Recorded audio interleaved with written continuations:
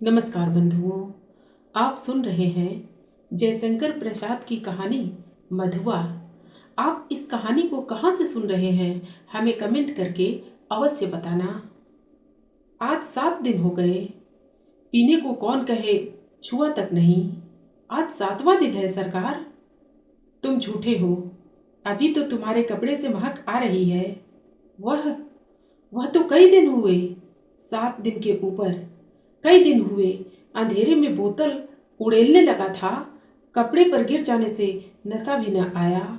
और आपको कहने का क्या कहूँ, सच मानिए 7 दिन, ठीक 7 दिन से एक बूंद भी नहीं। ठाकुर सरदार सिंह हंसने लगे। लखनऊ में लड़का पढ़ता था, ठाकुर साहब भी कभी कभी वहीं आ जाते। उनको कहानी सुनने का चस्का था। खोजने पर यही शराबी मिला। वह रात को दोपहर में कभी कभी सवेरे भी आता, अपनी लच्छेदार कहानी सुनाकर ठाकुर का मनोविनोद करता। ठाकुर ने हंसते हुए कहा, तो आज पियोगे ना? झूठ कैसे कहूँ, आज तो जितना मिलेगा सब पीऊंगा। 7 दिन चने चबेने पर बिताए हैं, किस लिए? अद्भुत, 7 दिन पेट काट कर अच्छा भोजन न करके तुम्हें पीने की सूझी है। यह भी सरकार, मौज बहार की एक घड़ी एक लंबे दुखपूर्ण जीवन से अच्छी ही है। उसकी खुमारी में रूखे दिन काट लिए जाते हैं। अच्छा, आज दिन भर तुमने क्या क्या किया है? मैंने? अच्छा सुनिए। सवेरे कोहरा पड़ता था, मेरे धुआं से कंबल सा, वह भी सूर्य के चारों ओर लिपटा था। हम दोनों मुंह छिपाए पड़े थे। ठाकुर साहब ने हंसकर कहा, अच्छा, तो इस मुंह छिपाने का कोई कारण? 7 दिन से एक बूंद भी गले न उतरी थी, भला मैं कैसे मुंह दिखा सकता था? और जब 12 बजे धूप निकली तो फिर लाचारी थी। उठा, हाथ मुंह धोने में जो दुख हुआ सरकार, वह क्या कहने की बात है। पास में पैसे बचे थे, चना चबाने से दांत भाग रहे थे, कटकटी लग रही थी। पराठे वाले के यहाँ पहुंचा, धीरे धीरे खाता रहा और अपने को सेकता भी रहा। फिर गोमती के किनारे चला गया। घूमते घूमते अंधेरा हो गया, बूंदें पड़ने लगी, तब कहीं भाग के आपके पास आ गया।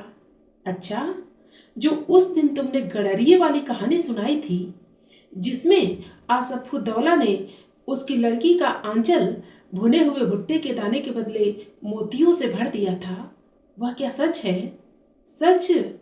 अरे गरीब लड़की भूख से उसे चबाकर थू थू करने लगी, रोने लगी। ऐसा निर्दयी दिलगी बड़े लोग ही कर बैठते हैं। सुना है श्री रामचंद्र ने भी हनुमान जी से ऐसा ही।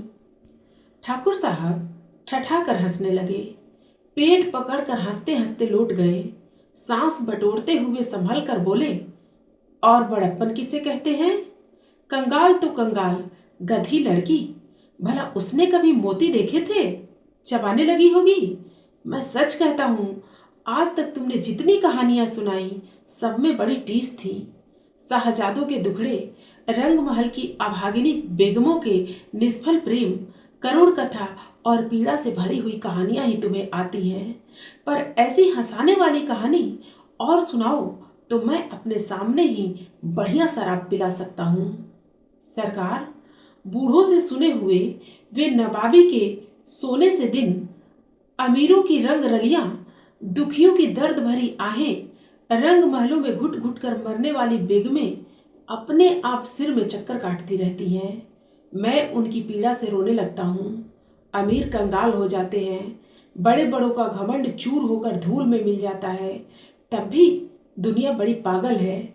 मैं उसके पागलपन को भुलाने के लिए शराब पीने लगता हूँ सरकार, नहीं तो यह बुरी भला कौन अपने गले लगाता। ठाकुर साहब ऊँघने लगे थे, अंगीठी में कोयला दहक रहा था। शराबी सर्दी में ठिठुरा जा रहा था, वह हाथ सेकने लगा। सहसा नींद में चौंक कर ठाकुर साहब ने कहा, अच्छा जाओ, मुझे नींद लग रही है। वह देखो 1 रुपया पड़ा है, उठा लो, लल्लू को भेजते जाओ। शराबी रुपया उठाकर धीरे से खिसका। लल्लू था ठाकुर साहब का जमादार। उसे खोजते हुए जब वह फाटक पर की बगल वाली कोठरी के पास पहुंचा तो सुकुमार कंठ से सिसकने का शब्द सुनाई पड़ा। वह खड़ा होकर सुनने लगा। तो सुअर रोता क्यों है? ठाकुर साहब ने 2 ही लातें लगाई हैं, कुछ गोली तो नहीं मार दी? कर्कश स्वर से लल्लू बोल रहा था, किंतु उत्तर में सिसकियों के साथ एक आध हिचकी ही सुनाई पड़ जाती। अब और भी कठोरता से लल्लू ने कहा, मधुआ जा सो रह, नखरा न कर, नहीं तो उठूंगा तो खाल उधेड़ दूंगा, समझा ना? शराबी चुपचाप सुन रहा था। बालक की सिसकी बढ़ने लगी। फिर उसे सुनाई पड़ा, ले अब भागता है कि नहीं? क्यों मार खाने पर तुला है? भयभीत बालक बाहर चला आ रहा था। शराबी ने उसके छोटे से सुंदर गोरे मुंह को देखा। आंसू की बूंदें ढलक रही थी। बड़े दुलार से उसका मुंह पोंछते हुए उसे लेकर वह फाटक के बाहर चला आया। 10 बज रहे थे। कड़ाके की सर्दी थी। दोनों चुपचाप चलने लगे। शराबी की मौन सहानुभूति को उस छोटे से सरल हृदय ने स्वीकार कर लिया। वह चुप हो गया। अभी वह एक तंग गली पर रुका ही था कि बालक के फिर सिसकने की आहट लगी। वह छिड़क कर बोल उठा, अब क्यों रोता है रे छोकरे? मैंने दिन भर से कुछ खाया नहीं। कुछ खाया नहीं? इतने बड़े अमीर के यहाँ रहता है और दिन भर तुझे खाने को नहीं मिला? यही कहने तो मैं गया था जमादार के पास, मार तो रोज ही खाता हूँ, आज तो खाना ही नहीं मिला। कुंवर साहब का ओवरकोट लिए खेल में दिन भर साथ रहा। 7 बजे लौटा तो और भी 9 बजे तक कुछ काम करना पड़ा। आटा रख नहीं सका था, रोटी बनती तो कैसे? जमादार से कहने गया था। भूख की बात कहते कहते बालक के ऊपर उसकी दीनता और भूख ने एक साथ ही जैसे आक्रमण कर दिया। वह फिर हिचकियां लेने लगा। शराबी उसका हाथ पकड़कर घसीटता हुआ गली में ले चला। एक गंदी कोठरी का दरवाजा ढकेल कर बालक को लिए हुए वह भीतर पहुंचा। टटोलते हुए सलाई से मिट्टी की डिबड़ी जलाकर वह फटे कंबल के नीचे से कुछ खोजने लगा। एक पराठे का टुकड़ा मिला। शराबी उसे बालक के हाथ में देकर बोला, तब तक तू इसे चबा, मैं तेरा गड्ढा भरने के लिए कुछ और ले आऊं। सुनता है रे छोकरे, रोना मत, रोएगा तो खूब पीटूंगा।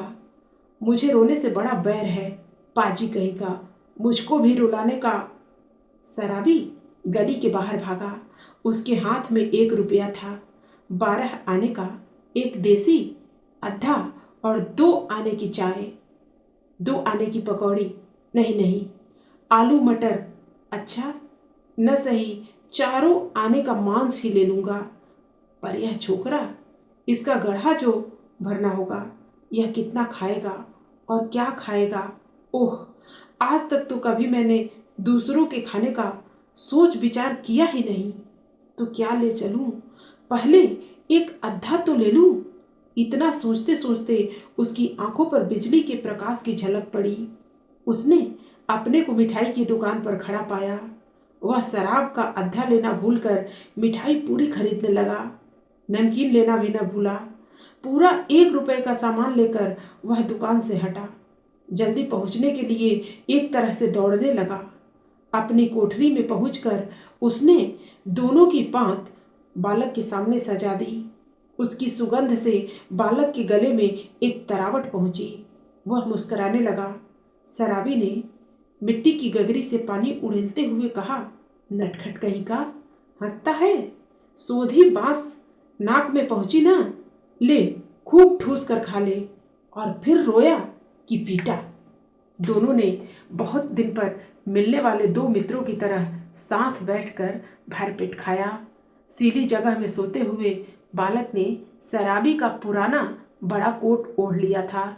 जब उसे नींद आ गई तो शराबी भी कंबल तान कर बड़बड़ाने लगा।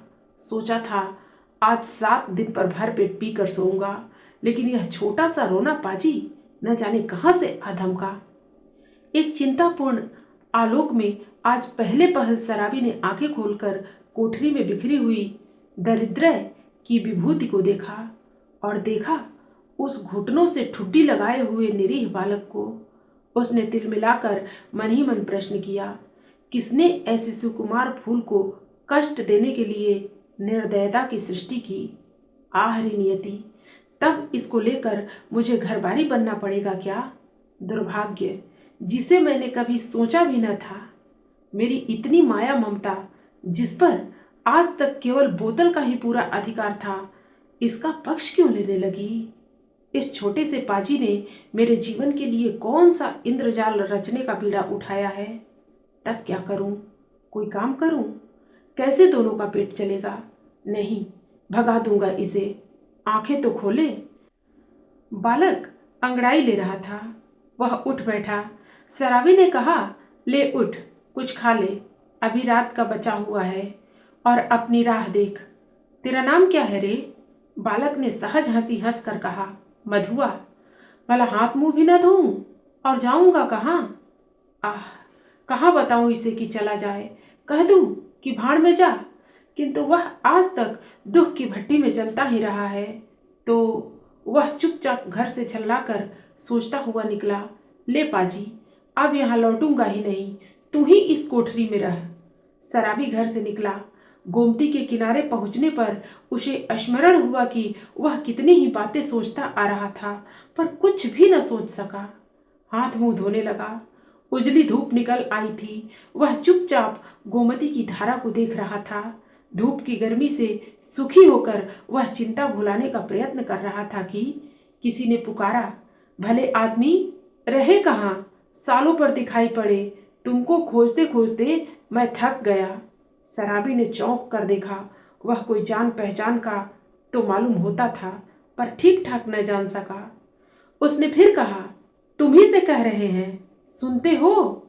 उठा ले जाओ अपनी शान धरने की कल, नहीं तो सड़क पर फेंक दूंगा। एक ही तो कोठरी, जिसका मैं 2 रुपए किराया देता हूँ, उसमें क्या मुझे अपना कुछ रखने के लिए नहीं है? ओहो राम जी, तुम हो भाई, मैं भूल गया था। तो चलो आज ही उसे उठा लाता हूँ। कहते हुए शराबी ने सोचा, अच्छी रही, उसी को बेचकर कुछ दिनों तक काम चलेगा। गोमती नहाकर राम जी पास ही अपने घर पहुंचा। शराबी की कल देते हुए उसने कहा, ले जाओ, किसी तरह मेरा इससे पिंड छूटे। बहुत दिनों पर आज उसको कल ढोना पड़ा। किसी तरह अपनी कोठरी में पहुंचकर उसने देखा कि बालक बैठा है। बड़बड़ाते हुए उसने पूछा, क्यों रे, तूने कुछ खा लिया कि नहीं? भर पेट खा चुका हूँ, और वह देखो तुम्हारे लिए भी रख दिया है। कहकर उसने अपनी स्वाभाविक मधुर हंसी से उस रूखी कोठरी को तर कर दिया। शराबी एक क्षण भर चुप रहा, फिर चुपचाप जलपान करने लगा। मन ही मन सोच रहा था, यह भाग्य का संकेत नहीं तो और क्या है? चलूं, फिर शान देने का काम चलता करूं, दोनों का पेट भरेगा। वही पुराना चरखा फिर सिर पड़ा। नहीं तो 2 बातें, किस्सा कहानी इधर उधर की कहकर अपना काम चला ही लेता था। पर अब तो बिना कुछ किए घर नहीं चलने का। जल पीकर बोला, क्यों रे मधुआ, अब तू कहाँ जाएगा? कहीं नहीं। यह लो।